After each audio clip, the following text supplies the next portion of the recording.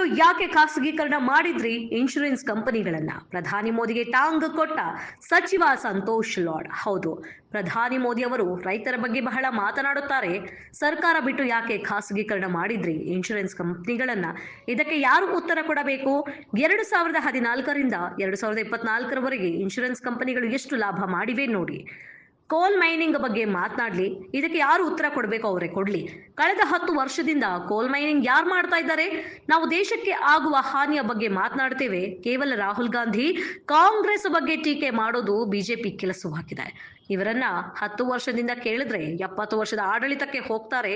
ಎಲ್ಲಿ ಅವರಿಗೆ ನಡೆಸೋದು? ಹಿಂದೂ ಪರ ಮಾತನಾಡಿ ಗೇಮ್ ಆಡ್ತಿದ್ದಾರೆ.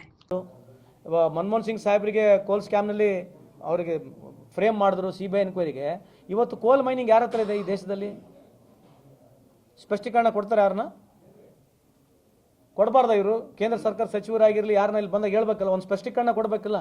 ಇವತ್ತು ಕಳೆದ 10 ವರ್ಷದಿಂದ ಕೋಲ್ ಮೈನಿಂಗ್ ಯಾರ ಹತ್ರ ಇದೆ? ಎಷ್ಟು ಕೋಲ್ ಮೈನಿಂಗ್ ಯಾರು ಮಾಡ್ತಾ ಇದ್ದಾರೆ? ಇವು ಫಂಡಮೆಂಟಲ್ ಕ್ವಶನ್ಸ್ ರೀ. ಇವ್ಯಾವು ಬಿಜೆಪಿಗೆ ರಿಲೇಟೆಡ್ ಅಲ್ಲ, ಕಾಂಗ್ರೆಸ್ ರಿಲೇಟೆಡ್. ಇವು ದೇಶದ questions.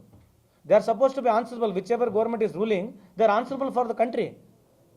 They are only answerable only for ಬರೇ ಕ್ರಿಟಿಸೈಸ್ ಮಾಡೋದು. ಕಾಂಗ್ರೆಸ್ ಕ್ರಿಟಿಸೈಸ್ ಮಾಡೋದು, ರಾಹುಲ್ ಗಾಂಧಿ ಕ್ರಿಟಿಸೈಸ್ ಮಾಡೋದು, ಇಷ್ಟೇನಾ ಇವ್ರ ಕತೆ? ಇವ್ರು ಏನು ಆನ್ಸರ್ಬಲ್ ಇಲ್ಲ 10 ವರ್ಷದಿಂದ? ಇವ್ರು 10 ವರ್ಷದಿಂದ ಏನು ಮಾಡ್ಯಾರ ಅಂತ ಕೇಳ್ರಿ, ಕತೆ 70 ವರ್ಷಕ್ಕೆ ಹೋಗ್ತಾರೆ. ಎಲ್ಲಿವರೆಗೆ ಹಿಂಗೆ ನಡೆಸೋದು? ಇದು ಇವ್ರಿಗೆ ಅನುಕೂಲ ಐತೆ. ಇವರು ಹಿಂದೂ ಪರ ಹೇಳಿ ಎಲ್ಲ ಹಿಂದೂಗಳು ಇವತ್ತು ಬಡತನದಾಗ ಇದ್ದಾರೆ. ಯಾವ ಹಿಂದೂ ಏನು ಸುಖವಾಗಿ ಹಾಕಿ ಮೋದಿ ಸಾಹೇಬರು ಕುದುರೆ ಕೊಟ್ಟು ಅವ್ರೇನು ಓಡಿಸಲ್ಲ, ಕುದುರೆಗಳು ಓಡಿಸಲ್ಲ. ಯಾರು ಬಂಗಾರ ಹಿಂದೂ ಮನೆಗೆ ಏನು ಬಂಗಾರ ತಟ್ಟೆ ಯಾರು ಊಟ ಮಾಡ್ತಿಲ್ಲ. ಇವ್ರು ಬಂದಾಗಲಿಂದ ಯಾವ ಮಿಡಲ್ ಕ್ಲಾಸ್ ಇರ್ತಕ್ಕಂಥ ಹಿಂದೂಗಳಿನ ಪೂರ್ ವ್ಯವಸ್ಥೆಯಲ್ಲಿ ಹೋಗಿದ್ದಾರೆ. ಈ ಹಿಂದೂ ಅಂತಕ್ಕಂಥ ಕಾಡು ಆಡಿ ಜನರಿಗೆ ತಲೆ ತಿಕ್ಕಿ ಓಟ್ ತೊಗೊಳೋದು ಬಿಟ್ರೆ ಇನ್ನೇನು ವ್ಯವಸ್ಥೆ ಐತೆ ಹೇಳ್ರಿ? ಆಯ್ತು, ನೀವು ಹಿಂದೂ ಪರ ಮಾತನಾಡ್ತೀರಿ, ಹಿಂದೂಗಳಿಗೆ ಏನು ಮಾಡಿರಿ ಹೇಳ್ರಿ? ಹಿಂದೂ ಮಕ್ಕಳಿಗೆ ಏನು ಕೆಲಸ ಕೊಡಿಸಿರಾ? ಏನು ಎಕ್ಸ್ಟ್ರಾ ಮನೆಗಳು ಕೊಟ್ಟಿರಾ? ಏನು ಬಡತನ ರೇಖೆಯಿಂದ ಹೊರಗೆ ತಂದಿರಾ? ಹಿಂದೂ ರೈತರಿಗೆ ಅನುಕೂಲ ಮಾಡಿರಾ? ಏನು ಮಾಡಿರಿ? ಏನು ಕೆಲಸ ಜಾಸ್ತಿ ಕೊಡಿಸಿರಾ?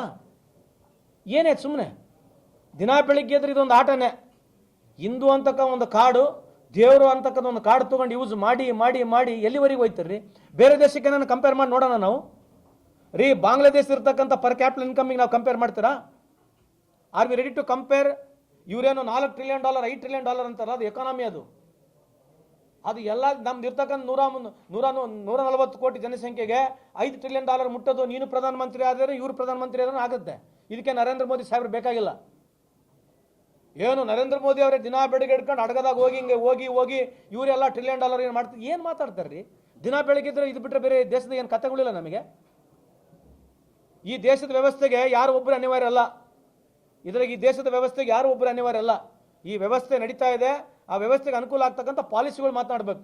ಪಾಲಿಸಿ ಪ್ರೋಗ್ರಾಮ್ ಬಗ್ಗೆ ಮಾತನಾಡಿದಾಗ ಏನೋ ಇವರೇ ಒಂದು ದೊಡ್ಡ ದೇವರು, ಇವರಿಂದನೇ ಇಡೀ ದೇಶ ನಡೀತತೆ, ಇವರೇ ಜೇಮ್ಸ್ ಬಾಂಡು, ಎಲ್ಲ ಆತಂಕದ ಆದಾಗ ಇವರೇ ಬಂದು ಕಾಪಾಡ್ತಾರೆ. ಎಲ್ಲಿವರೆಗೆ ತೋರಿಸ್ತಾರೆ ಇದೇ ಪಿಕ್ಚರ್ ನಾವು ನೋಡೋದು? ಯಾವುದು ಚರ್ಚೆಗೆ ಬೇಡ? ಮೋದಿ ಸಾಹೇಬ್ರಿಗೆ ಬಂದು ಚರ್ಚೆ ಮಾಡಿ ಕೇಳ್ರಿ, ಒಂದು ದಿವಸ ಪ್ರೆಸ್ ಮೀಟ್ ಮಾಡಿ ಕೇಳ್ರಿ. ಯಾಕೆ ಮಾಡಬಾರ್ದು? ಆ ಟೆಲಿಪ್ರಾಂಪ್ಟರ್ ಹೋದ್ರೆ ಮಾತಾಡಕ್ಕೆ ಬರಲ್ಲ ಪುಣ್ಯಾತ್ಮಗೆ. ಟೆಲಿಪ್ರಾಂಪ್ಟರ್ ತೆಗೆದ್ರೆ ಭಾಷಣ ಮಾಡಕ್ಕೆ ಬರಲ್ಲ. ನಮ್ಗೆ ಬೇಕ್ರಿ, ನಮ್ಮ ದೇಶದ ಪ್ರಧಾನಮಂತ್ರಿ ಮಾತಾಡ್ಬೇಕು, ಪ್ರೆಸ್ಸಿಗೆ ಮಾತಾಡಬೇಕು. ನಮ್ಮ ಆಗ್ರಹ ಇದೆ.